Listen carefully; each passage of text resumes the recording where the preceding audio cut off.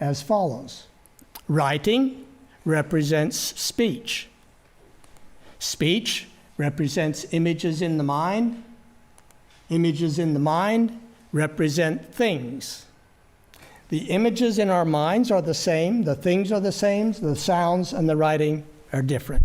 So that's the basic picture that we all take for granted in talking about language.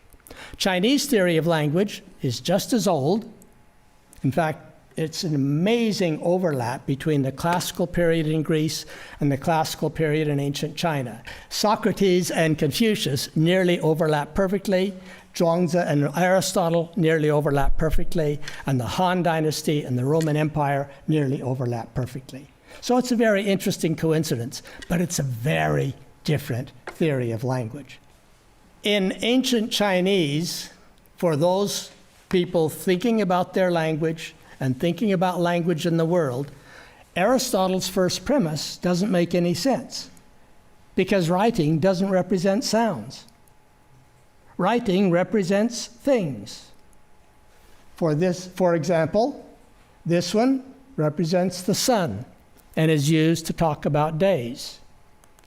It has a history, and you can see that it has, in that history, it begins on the ancient oracle bone scripts as a circle with, is that a sunspot there?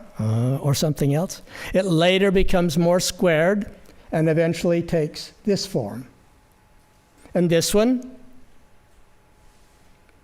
similarly, is the moon.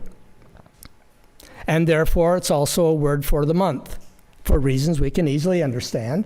And it, too, has a history, starting with a picture, gradually getting stylized, and eventually taking this form. This one combines the two characters together. And we use it in the context where we like to talk about understanding, clarity, illumination, enlightenment, or any term like that. Don't think of these as the meanings of that character. Think of that character as using the notion of sun and moon to illustrate a certain general category of concepts that we might use. This is a perpendicular with a line above it. That's above. This is a perpendicular with a line below it. That's below. This is a box with a line through the center, and that's the center. That's the character that's used to represent the center, the middle kingdom of China. So that's Zhongguo.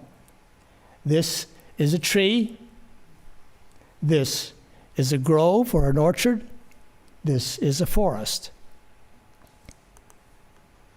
So the first premise doesn't get off the ground. What about the relationship of sound and these characters?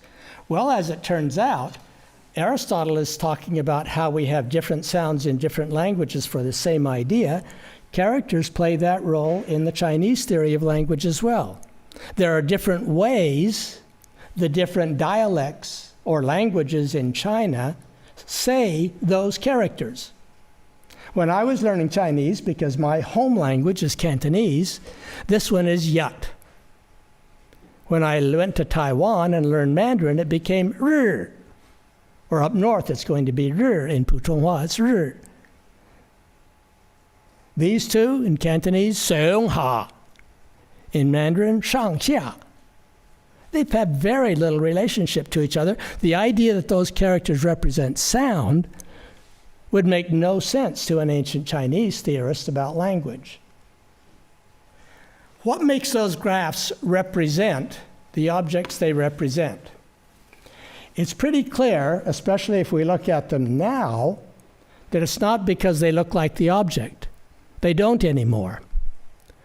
But as we saw, there's a causal history in which the first element in that history was a picture, was intended to represent. The sun, in effect, is partially the cause of that character's being born, being cultivated by the sage kings who first wrote that character. And then it has a history down to this one. It's because of that causal link that this character can be said to represent the sun. We have a similar narrative, similar in a very broad sense, in the Chinese scheme and our own inherited scheme. and that is that the history starts with an object and leads to the mental idea, but in the case of Chinese, it's not mental. It's not about what's in your mind. It's a social object. It has a social history and a social reality. It has a social Tao. It has a social trajectory over time. And language is primarily about the relationship between words, a linguistic community, a society, its history, and the world. The mind is not central. Obviously, minds are involved. We'll say a little bit more about how later, but the story of language is a social story. And this is one of the ways in which we have this stereotype that the Chinese people are way more social and we, Westerners, are individualists. This is one of the ways that we are individualists. We think of language primarily in these individual terms, the mental, inner, subjective access to the meanings of terms. Whereas for Chinese, this is a public social thing. The social prominence is the first characteristic I want to point to in the Chinese theory of language. That is linked to the very process by which that history is made continuous. That's the process of teaching and learning. Confucius is most famous for his emphasis on the importance of education. First lines in Confucius's Analects, 好以习杂记, study and practice. Not just study, not just think, it's not about your beliefs, it's about what do you learn. Knowledge is related to learning, not to beliefs or experience. Knowledge is related to practice.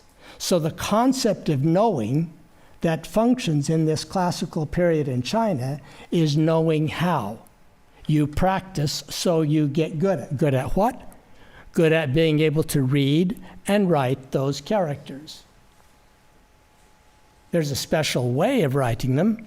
I can always tell when an artist is just copying characters from some Chinese scene, because you can recognize they have done this for that character about the sun.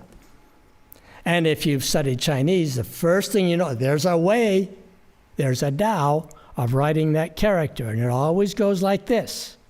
You haven't written it correctly unless you follow that Tao of the character. There's a way of using it, there's a way of writing it, there's a way of pronouncing it, there's a way of understanding it, there's a way of using it along with other pairs of other terms, with triples, fours, and so on. So these are Taos of the use of language. That's what we're mastering.